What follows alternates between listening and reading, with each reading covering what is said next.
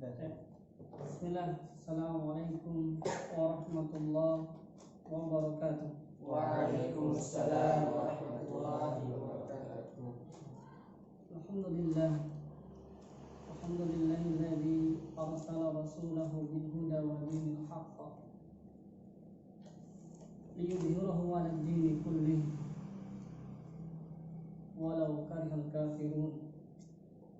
Asyhadu an la ilaha illallah wahdahu la syarika lah wa asyhadu anna Muhammadan abduhu wa rasuluh la nabiyya ba'dah.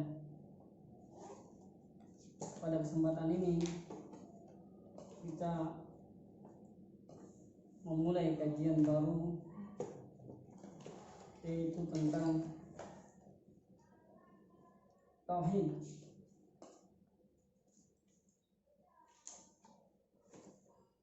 Yang wajib bagi kita mempelajarinya, dan kitab yang cukup bagus ini, yang sangat bermanfaat bagi kaum muslimin. Yang penulis memberikan judul kitab ini dinamakan as-salat al-usul salasa atau salah satu usul. Kita mengulangi agar lebih jelas. Sekarang kita tulis semua, setiap katanya, faedah-faedah yang ada di dalam kitab tersebut, agar kita mendalami kalimat demi kalimat, makna demi makna, atau mutiara-mutiara yang ada di dalam kitab tersebut. Dan juga kita wajib bagi kita mempelajarinya, setiap kaum muslimin, sebagaimana nanti akan disebutkan oleh beliau. Beliau memulai kitabnya dengan mengucapkan atau menulis dengan Bismillahirrahmanirrahim. Beliau memulai kitabnya dengan kalimat Bismillahirrahmanirrahim. Ba di sini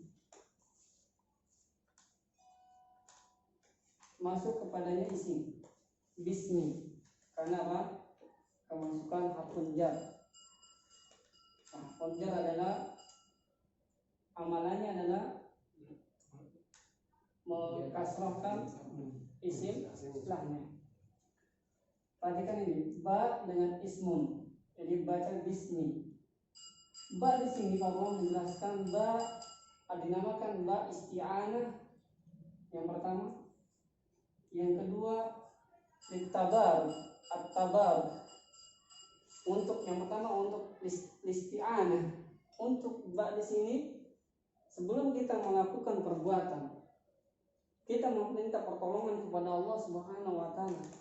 Betapa banyak orang yang ingin melakukan kebaikan, akan tapi Allah Subhanahu wa taala tidak memberikan kekuatan kepadanya. Betapa banyak orang ingin melakukan sholat malam, dan dengan demikian itu dia pun tidak bisa bangun malam. Karena apa? Dia tidak minta pertolongan kepada Allah. Dia hanya mengandalkan kekuatannya saja, mengandalkan kemampuan dia. Dia rasa dia bisa melakukan sholat malam, akan tapi seumur hidupnya, karena dia tidak minta pertolongan kepada Allah. Makanya di sini adalah isti'anah. Segala bentuk perbuatan kebaikan kita itu bukan semata-mata kemampuan kita, bukan semata-mata kekuatan kita dan kemampuan kita atau usaha kita, karena itu berkat apa? Pertolongan dari Allah Subhanahu wa taala. Yang kedua, para ulama menjelaskan ba di sini tabar. Jangan salah paham. Kata-kata tabar di sini, tabaruk adalah mengalap berkah, tolabul barokah. Dinamakan tabaruk adalah tolabul barokah.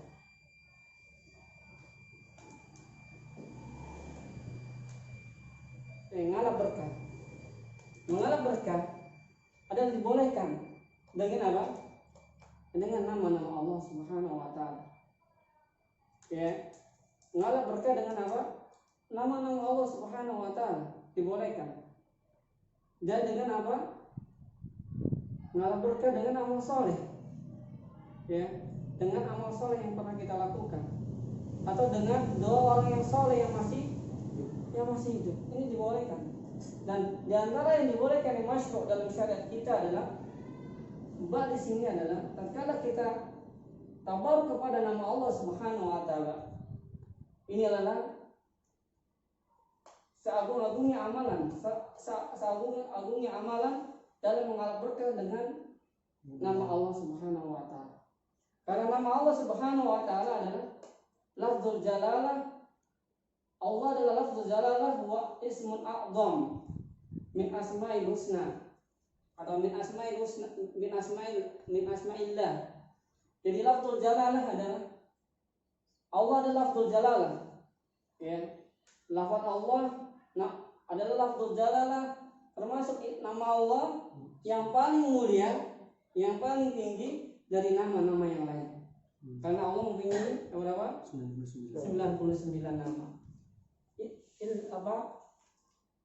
Tis'awat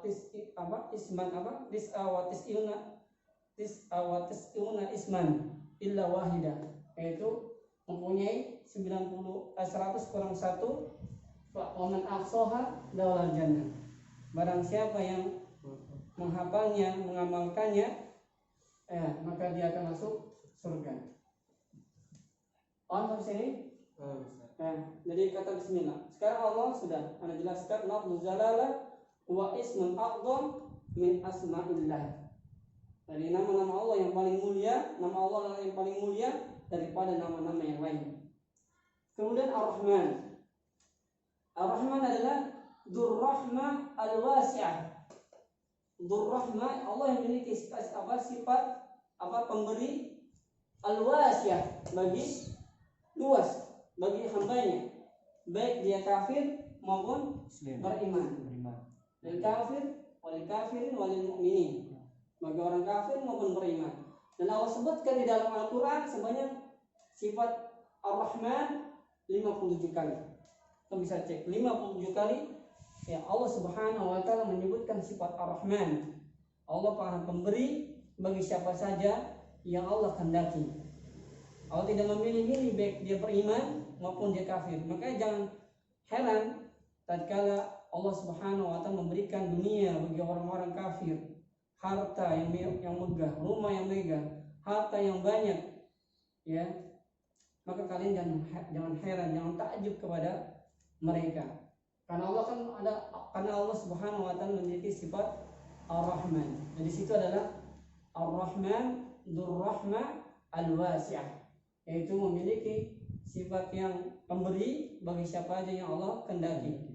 Ya, baik kafir maupun orang yang beriman. Dan Allah sebutkan di dalam Al-Qur'an sifat Ar-Rahman sebanyak 57 kali. 57 kali. Kemudian Ar-Rahim. Ya Allah. Sifat Ar-Rahim Allah disebutkan para ulama, di antara Muhammad bin Shalih Al-Utsaimin, bin Shalih Fauzan dan yang lainnya, Syekh bin Baz menafsirkan Ar-Rahim maknanya Dzur-Rahim Al-Musilah, yaitu yang memiliki kasih sayang yang bagi orang yang beriman, bagi orang beriman khusus ini, khas lil mukminin. Ya Allah berikan kasih sayang kepada orang yang beriman saja. Allah sebutkan sifat Ar-Rahim di dalam Al-Quran sebanyak 114 kali. Sebanyak 114 kali. Dan ini menunjukkan bahwasanya tidaklah setiap orang yang diberi dia cintai. Sebagaimana kita memberi kepada seseorang, belum tentu kita cinta kepadanya. Akan tetapi sebaliknya, jika seorang itu sudah mencintai seseorang, pasti dia akan memberi. Ya. Adapun kita mengamalkan Bismillahirrahmanirrahim ini, ya, ini sudah selesai. Wadahnya jelas ya. Sampai Ar-Rahim ini, ini anak hafaz ya. Ya, sudah jelas ya. Kenapa kita harus memulai segala perbuatan kita mengawali dengan bismillah? Yang pertama adalah apa? Mengikuti kalamullah Al-Quran. Yang kedua apa? Mengikuti para rasul, para nabi. Di antara Nabi Sulaiman, bukan hanya Nabi Muhammad saja ya, para nabi. Di antara Nabi Sulaiman dan yang lainnya, dan Nabi Muhammad dan yang lainnya. Ya, paham ya? Dan banyak dalil-dalil menunjukkan hal ini. Adapun ini sudah dijelaskan. Setiap surat Allah Subhanahu wa taala memulai dengan Bismillahirrahmanirrahim. Kecuali surat At-Taubah. Kenapa alasannya? Karena terdapat ayat-ayat ini. Karena Allah tidak memberikan karena Allah tidak meletakkan kalimat Bismillah, karena di situ terdapat apa di dalamnya adab-adab Allah Subhanahu wa taala yang tidak layak dari sifat Ar-Rahman Ar-Rahim. Itu yang paling kuat pendapat. Yang kedua apa? Mengikuti para nabi. Yaitu di antaranya surat apa? Sulaiman dan surat An-Naml. Kemudian Nabi Muhammad dalam banyak hadisnya tatkala Rasulullah SAW ya mengajarkan kepada anak kecil untuk ya makan mengucapkan bismillah ya, dan menulis kepada para raja dan lain sebagainya. Yang ketiga apa? Ittiba'ul ulama ya. Iktidaan bil ulama, yaitu mengikuti para ulama. Ikuti metode penulisan para ulama.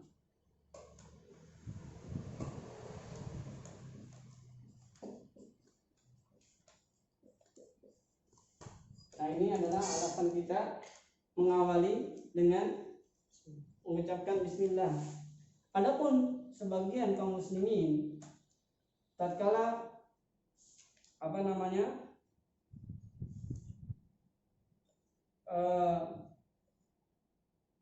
sebelum acara ya, mereka sebelum acara mereka mengucapkan, marilah kita mulai acara ini dengan baca basmalah. Sering dengar? Nah, itu adalah ya diantaranya sebagian ulama, Al-Imam As-Sakhawi, hadhi muhdas, perkara yang baru dan tidak pernah dicontohkan oleh para sahabat dan para ulama. Jadi misalkan ada acara antum ya, jadi dipimpin, permasalahan ini yang dipimpin ya, dipimpin. Mari saudara-saudara, sebelum kita memulai acara kita ini, mari kita sama-sama mengucapkan basmalah. Ya kan, sering dengar. Nah, ini adalah perkara yang muhdas sebagaimana dikatakan Al-Imam As-Sakhawi. Ya. Baik, kita masuk berikutnya. Sudah ya?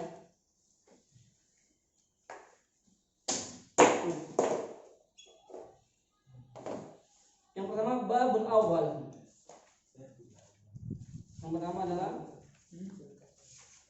bab yang pertama.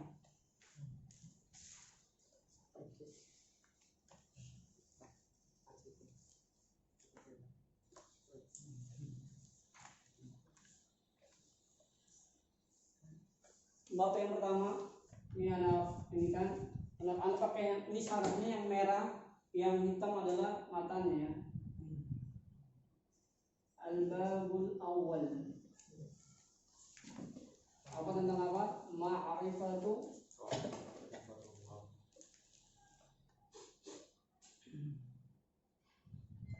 wujubu ma'rifatu apa? Arba'i masail. Ya, wajibnya mengetahui 4 perkara. Ya, wajibnya mengetahui apa? Wajib ini wajib ya. Wajibnya mengetahui berapa? empat Perkara. perkara. Kaki bunda. Ya, ujub pakai isim. Ini masih matanya. I'lam. Dia memulai dengan i'lam. Rahimakallah. Ini beliau mengatakan ini ya, yang apa? Penulis ini belum disarang, ini belum sarangnya. I'lam rahimakallah annahu, sekalian nanti dihafal, annahu yajibu alaina ta'allum arba'in masail. Nah, habis ini nanti anak sarah. Ini matanya. Sekarang kita sarah. Biar antum melekat sampai bisa mengajarkan nanti anak dan istri antumnya. Dan minimalnya bisa menepis subat-subat yang mereka lontarkan.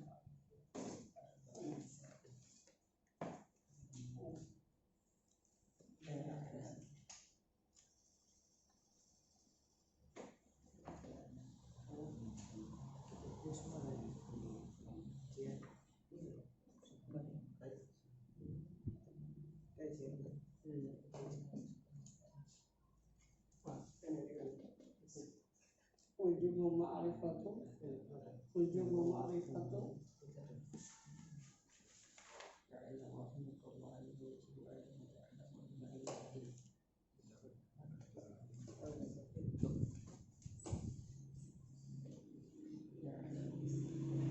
ini matanya ya, yang hitam ini matanya. Sekarang anak jelaskan. Kan ada nulis semua.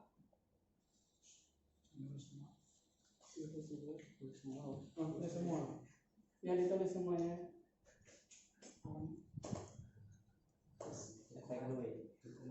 I'lam.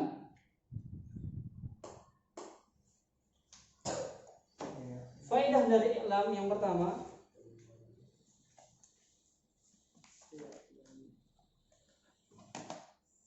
adalah faedah dari i'lam ini mengawali dengan i'lam dengan fi'il apa?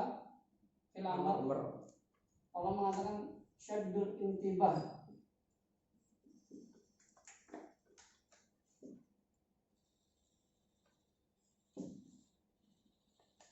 Syaddul intibah. Apa artinya? Untuk menarik apa? Perhatian. Jadi memulai dengan untuk menarik perhatian. Beliau memulai kitabnya dengan i'lam, ya, untuk menarik perhatian para pembaca. Yang kedua juga untuk menarik perhatian kepada orang yang mendengarkan. Yang ketiga, yadullu ala anna ma yubayyinu amra muhim, menunjukkan perkara. Yang kedua adalah perkaranya sangat penting yang ingin disampaikan, ya.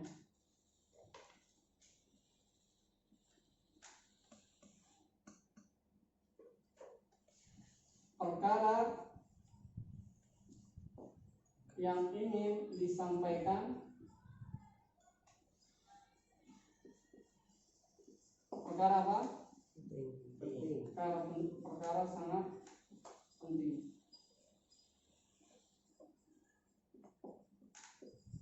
Nah, yang ketiga tadi apa? Untuk menarik perhatian pembaca dan pendengar. Itu. Ya. Dan ini seharusnya bagi seorang pengajar, guru, mudaris, mudabbir, muallim dan lain sebagainya, ustaz, ya, maupun ustazah, seyogianya atau seharusnya para dai dia bisa mengambil perhatian bagi yang diajar, ya. Jangan sampai anaknya pada bercanda, ya tidak memperhatikan, dia melanjutkan saja pelajarannya. Ini menyebabkan tidak masuknya ilmu, tidak bisa ditransfernya ilmu tersebut. Sudah ya, ilam, sudah bisa. Ini yang sudah dijelaskan ya. Kemudian rahimakallah.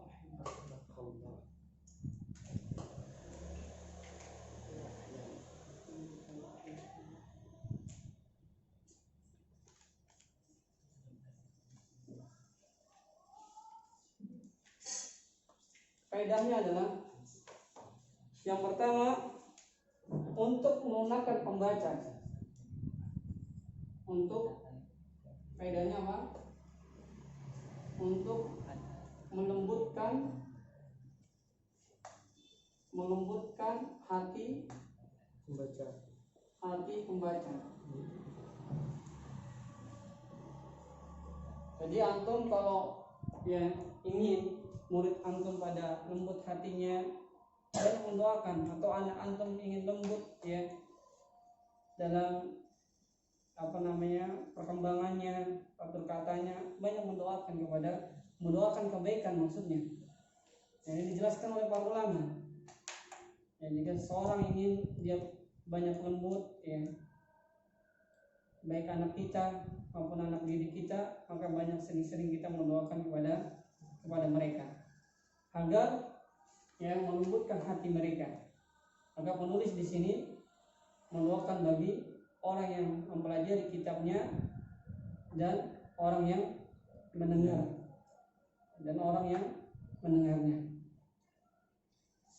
Yang kedua, faedah yang kedua adalah menunjukkan sifat kasih sayang penulis. Menunjukkan apa? Menunjukkan sifat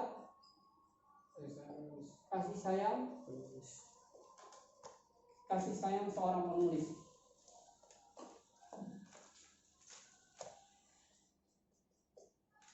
Ya. Paham? Ya, jadi sifat yang kedua adalah sering antum banyak mendoakan anak antum, mendoakan anak didik, mendoakan teman antum, itu menunjukkan seseorang cinta kepada temannya, kepada anak didiknya, kepada anaknya, kepada istrinya. Ya, banyak mendoakan. Ya.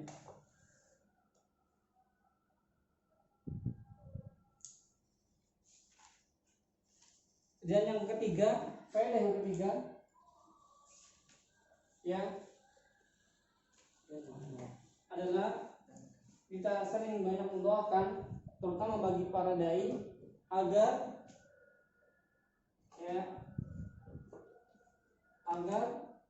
dapat diterima dakwahnya.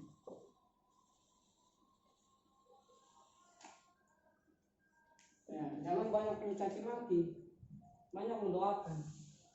Bagi seorang dai pendakwah, dia sering-sering mendoakan yang didakwahkannya agar apa? Agar diterima dakwahnya pada yang didakwakannya.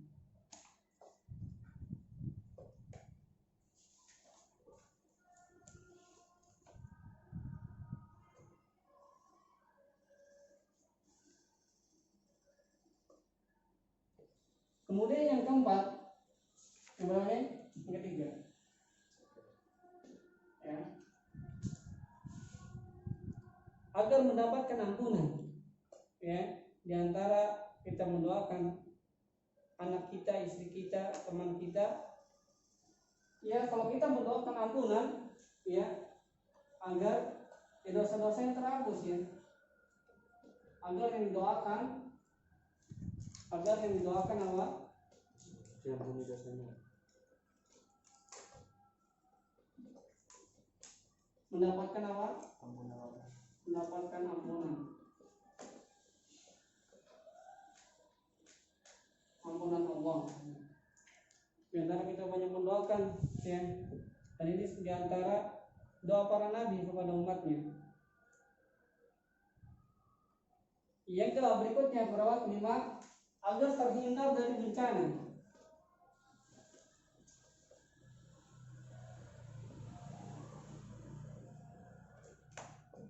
Dari bencana atau musibah. Ya, kalau kita sering mendoakan orang-orang yang kita cintai. Yang berikutnya agar mendapatkan hidayah. Mungkin hampir mirip ya dengan yang ketiga. Agar seseorang mendapatkan apa? Mendapatkan hidayah.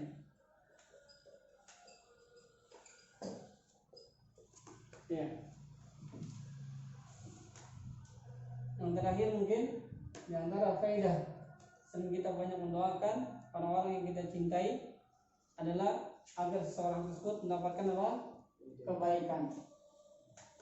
Ya, yang ketujuh agar seseorang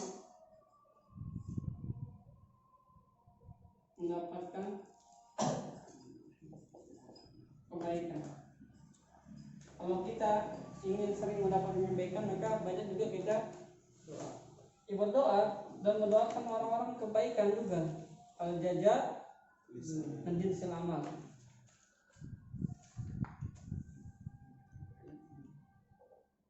Al-jazau ihsanu ila ihsan.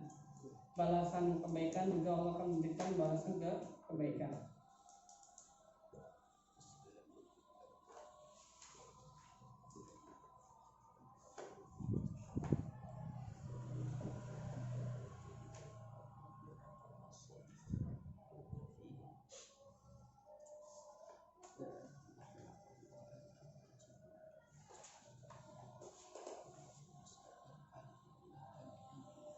Annahu yajibu alaina ta'allum arba'in. Annahu yajib.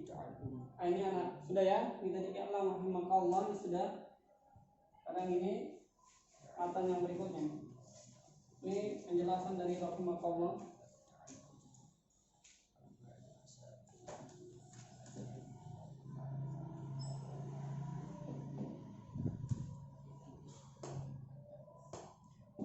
Ini wajib terbagi menjadi dua. Al-wajib. Wajib ini terbagi dua, wajib ain dan wajib fardu ain dan fardu kifayah.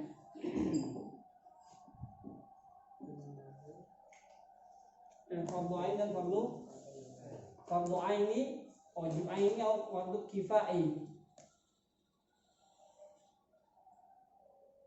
Ulama menjelaskan wajib itu apa?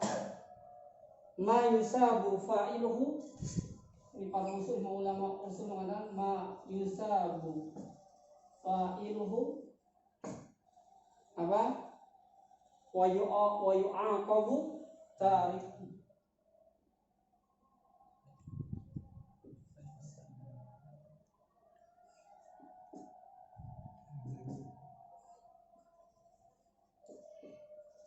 Kan wajib, definisi wajib adalah, jangan tulis dulu. Definisinya adalah mayusabu fa'iluhu. Allah akan memberikan pahala bagi orang yang melakukannya. Wa yu'aqabu tarikuhu, dan Allah akan mengazab bagi orang yang meninggalkannya. Itu para usul mendefinisikan makna wajib. Mayusabu fa'iluhu wa yu'aqabu tarikuhum. Ya. Wajib adalah mayusabu fa'iluhu wa yu'aqabu tarikuhum. Jadi wajib adalah mana wajib ini. Ya. Adapun pembagian wajib, yang pertama ada wajib aini dan kifai. Yang kedua adalah wajib kifai atau fardu ain dan fardu kifayah.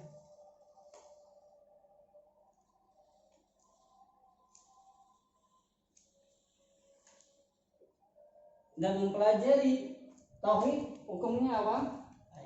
Fardu ain. Ya, semua nggak boleh orang diwakilkan. Saya mengenal Allah, kamu aja dah, saya nggak mengenal. Nggak boleh. Kamu aja yang mempelajari, mengetahui apa namanya tentang Nabi Shallallahu Alaihi Wasallam, ya kehidupannya, perilakunya, kamu saja yang mempelajari, saya enggak. Cukup sampai saya diwakili aja, belajar mengetahui tentang Nabi. Nggak boleh. Setiap muslim apa harus mengetahui tentang hal tersebut. Wajib bagi siapa? Balighin. Anak kecil nggak masuk di sini, ya kan? Wajib nggak anak kecil? Belum wajib, wajibnya belum. Ya, kalau dianjurkan ya balighin. Terus akhirin, ya kan? Orang gila wajib nggak? Enggak, ya. Orang gila nggak wajib. Mukallaf, ya. Bagi orang yang mukallaf, ya. Kalau itu balighin, akhirin sama apa? Apa lagi? Balighin udah masuk tamyiz, ya, masuk itu. Orang mukallaf yang wajib adalah orang yang balik, akhir itu wajib dia mengetahui tentang tauhid. Adapun fardu kifayah, artinya wajib ain adalah kewajiban yang dibebankan kepada orang yang mukallaf, yaitu yang balik, yang akhir, dan tidak bisa digantikan dengan yang lainnya. Baik, wajib bagi setiap muslim, yang nggak boleh diwakilkan. Berbeda dengan wajib kifai atau fardu kifayah.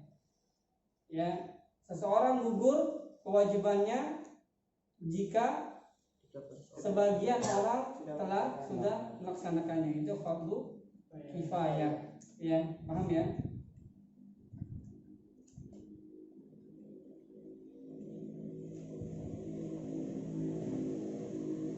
Dalil yang menunjukkan hal itu adalah banyak sekali, ya, bahwasanya fardu ain tentang mempelajari Allah.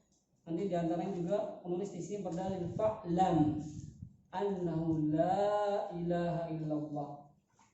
Ya, fa'lam apa? Ketahuilah bahwasanya yang wajib pertama kali adalah mempelajari apa? Allah Subhanahu wa ta'ala. Mungkin sampai sini, nanti insyaallah kita akan lanjutkan setelah sholat isya bismillah ta'ala. Baik, kita di break dulu. Dan nanti kita akan lanjutkan lagi.